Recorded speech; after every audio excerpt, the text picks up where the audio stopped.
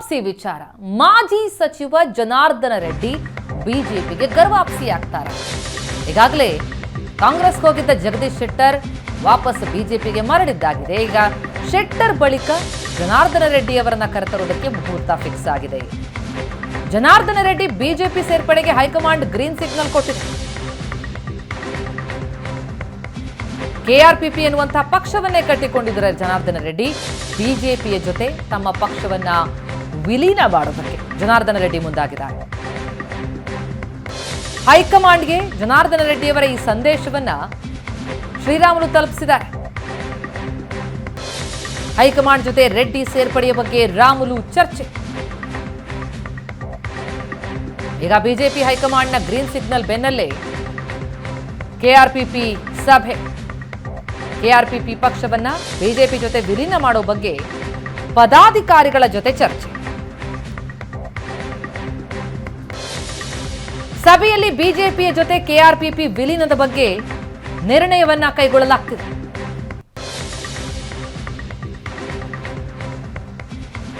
KRPP ಮುಖಂಡರ ಸಭೆಯಿಂದ ದೂರ ಉಳಿದಿದ್ದಾರೆ ರೆಡ್ಡಿ. ಆದರೆ ಬಿಜೆಪಿ ಜೊತೆ ವಿಲೀನದ ನಿರ್ಣಯ ತೆಗೆದುಕೊಳ್ಳುವಂತೆ ರೆಡ್ಡಿ ಸೂಚನೆ ಕೊಟ್ಟಿದ್ದಾರೆ. ನಿನ್ನೆ ಶ್ರೀರಾಮುಲು ಅಮಿತ್ ಶಾ ಮತ್ತು ನಡ್ಡಾರನ್ನ ಭೇಟಿಯಾಗಿದ್ದಾರೆ. ಹೈಕಮಾಂಡ್ ಜೊತೆ ಶ್ರೀರಾಮುಲು ಚರ್ಚೆ ನಡೆಸಿದ್ದಾರೆ. ಬಿಜೆಪಿ ಜೊತೆ ಕೆಆರ್ಪಿಪಿ ವಿಲೀನಕ್ಕೆ ಪಕ್ಷ ಸಿದ್ಧ ಆಗಿರೋದನ್ನ, ಜನಾರ್ದನ ರೆಡ್ಡಿ ಸಿದ್ಧ ಆಗಿರೋದನ್ನ, ಅವರ ಸಂದೇಶವನ್ನ ರವಾನಿಸಿದ್ದಾರೆ ಶ್ರೀರಾಮುಲು.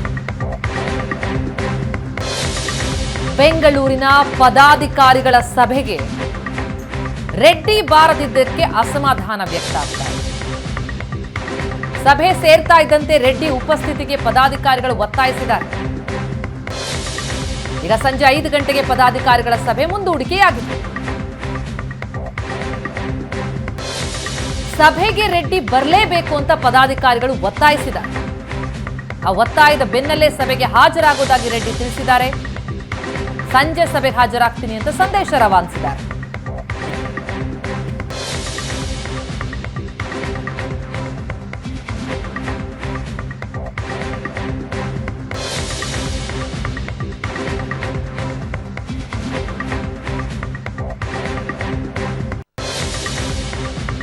ಈ ಬಗ್ಗೆ ಇನ್ನಷ್ಟು ಡೀಟೇಲ್ಸ್ ಕೊಡ್ತಾರೆ ನಮ್ಮ ಪ್ರತಿನಿಧಿ ಆನಂದ್ ಬೈದನಮನೆ. ಈಗ ಸಂಪರ್ಕದಲ್ಲಿದ್ದಾರೆ. ಆನಂದ್, ಕೆಆರ್ಪಿಪಿ ವಿಲೀನಗೊಳ್ಳೋದಕ್ಕೆ ಬಿಜೆಪಿಯ ಜೊತೆ ನಿರ್ಧಾರ ತೆಗೆದುಕೊಳ್ಳಿದೆ ಎನ್ನುವಂತಹ ಮಾಹಿತಿ. ಆದ್ರೆ ಅವರದ್ದೇನು ಸಭೆ ಇದೆ, ಆ ಸಭೆಗೆ ಜನಾರ್ದನ ರೆಡ್ಡಿನೇ ಹಾಜರಾಗದೇ ಇರೋದು ಏನ್ ಸಂದೇಶ ಸೂಚಿಸ್ತಾ ಇದೆ? ಆಕ್ಚುಲಿ ರೆಡ್ಡಿ ಅವರ ನಿಲುವೇನು ಅಂತ?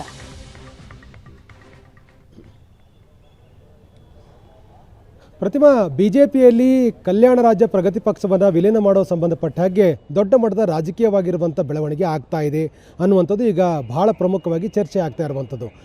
ಜನಾರ್ದನ ರೆಡ್ಡಿ ಅವರು ಕಳೆದ ವಿಧಾನಸಭಾ ಚುನಾವಣೆಯ ಸಂದರ್ಭದಲ್ಲಿ ಹಲವು ಕ್ಷೇತ್ರಗಳಲ್ಲಿ ಸ್ಪರ್ಧೆ ಮಾಡಿದರೂ ಕೂಡ ಗೆಲ್ಲಿಕ್ಕೆ ಸಾಧ್ಯವಾಗಿರ್ತಕ್ಕಂಥದ್ದು ಗಂಗಾವತಿ ವಿಧಾನಸಭಾ ಕ್ಷೇತ್ರದಲ್ಲಿ ಮಾತ್ರ. ಹಾಗಾಗಿ ಒಬ್ಬ ಶಾಸಕ ಮಾತ್ರ ಇರತಕ್ಕಂಥದ್ದು. ಈ ಹಿನ್ನೆಲೆಯಲ್ಲಿ ಗರ್ವಾಪಸಿ ಪ್ರಕ್ರಿಯೆಯನ್ನು ಮುಂದುವರಿಸಿರ್ತಕ್ಕಂಥ ಬಿಜೆಪಿ ಜನಾರ್ದನ ರೆಡ್ಡಿ ಅವರನ್ನ ಪಕ್ಷಕ್ಕೆ ವಾಪಸ್ ಕರೆದುಕೊಳ್ಳುವ ಸಂಬಂಧಪಟ್ಟ ಹಾಗೆ ಚರ್ಚೆಯನ್ನು ಮುಂದುವರಿಸಿದೆ.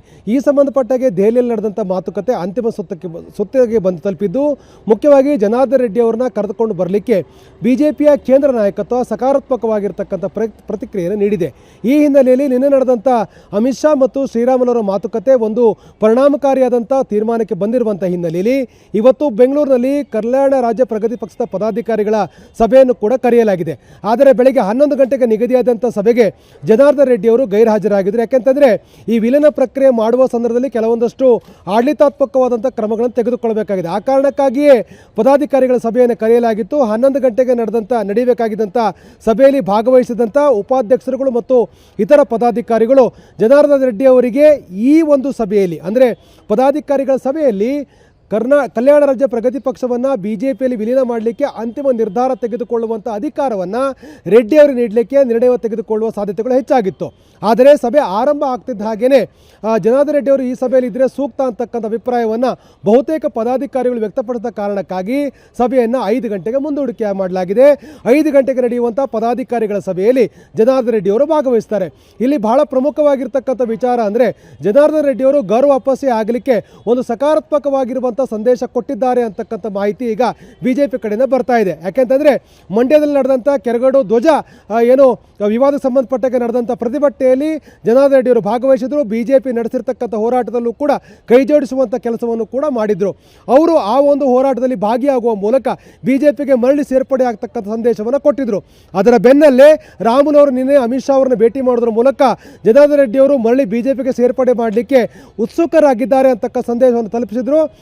ಬಿಜೆಪಿಯ ಕೇಂದ್ರ ನಾಯಕತ್ವ ಕೂಡ ಜನಾರ್ದನ್ ರೆಡ್ಡಿಯ ಪರವಾಗಿ ಒಂದು ಸಕಾರಾತ್ಮಕ ನಿಲುವನ್ನು ತೆಗೆದುಕೊಳ್ತಾ ಇರುವಂಥ ಹಿನ್ನೆಲೆಯಲ್ಲಿ ಪದಾಧಿಕಾರಿಗಳ ಸಭೆಯನ್ನು ಇವತ್ತು ಕರೆಯಲಾಗಿತ್ತು. ಯಾಕೆಂತಂದರೆ ಈ ವಿಲೀನ ಪ್ರಕ್ರಿಯೆ ಒಂದಷ್ಟು ಕಾಲಾವಧಿಗಳನ್ನು ಹಿಡಿತದೆ. ಯಾಕೆಂತಂದರೆ ಈಗಾಗಲೇ ಒಂದು ಪ್ರತ್ಯೇಕವಾಗಿರುವಂಥ ಪಕ್ಷದಿಂದ ಗೆದ್ದಿರ್ತಕ್ಕಂಥ ಜನಾರ್ದನ್ ರೆಡ್ಡಿ ಅವರು ಇನ್ನೊಂದು ಪಕ್ಷದಾಗ ವಿಲೀನ ಮಾಡಬೇಕಾದ್ರೆ ಒಂದು ಆಡಳಿತಾತ್ಮಕವಾಗಿ ಪ್ರಕ್ರಿಯೆಯನ್ನು ಮಾಡಬೇಕಾಗತ್ತೆ.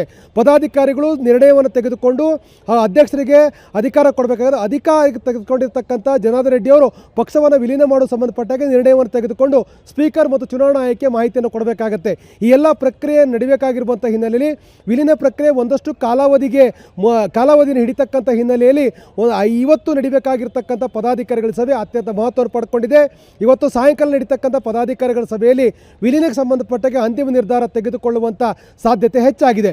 ಬಿಜೆಪಿಯ ನಾಯಕತ್ವ ಗರು ವಾಪಸ್ ಸಂಬಂಧಪಟ್ಟಾಗ ನಡೆಸ್ತಾ ಇರತಕ್ಕಂಥ ಪ್ರಯತ್ನಗಳು ಆಶಾದಾಯಕವಾಗಿ ಒಂದು ಪಾಸಿಟಿವ್ ಆಗಿರ್ತಕ್ಕಂಥ ಕಡೆ ಹೋಗ್ತಾ ಇರುವಂಥ ಹಿನ್ನೆಲೆಯಲ್ಲಿ ಜನಾರ್ದನ್ ರೆಡ್ಡಿ ಅವರು ಬಿಜೆಪಿ ಸೇರ್ಪಡೆ ಆಗ್ತಕ್ಕಂಥ ಕಾಲ ಸನ್ನಿಹಿತವಾಗಿದೆ ಅನ್ನುವಂಥ ಚರ್ಚೆಗಳು ನಡೀತಾ ಇದೆ.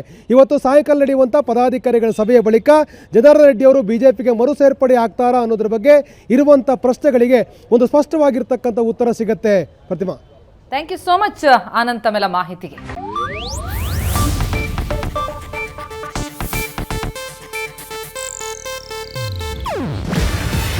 ಇದು ಏಷ್ಯಾನೆಟ್ ನ್ಯೂಸ್ ನೆಟ್ವರ್ಕ್ ಪ್ರಸ್ತುತಿ. ನೀವು ನೋಡ್ತಿದ್ದೀರಾ ಏಷ್ಯಾನೆಟ್ ಸುವರ್ಣ ನ್ಯೂಸ್.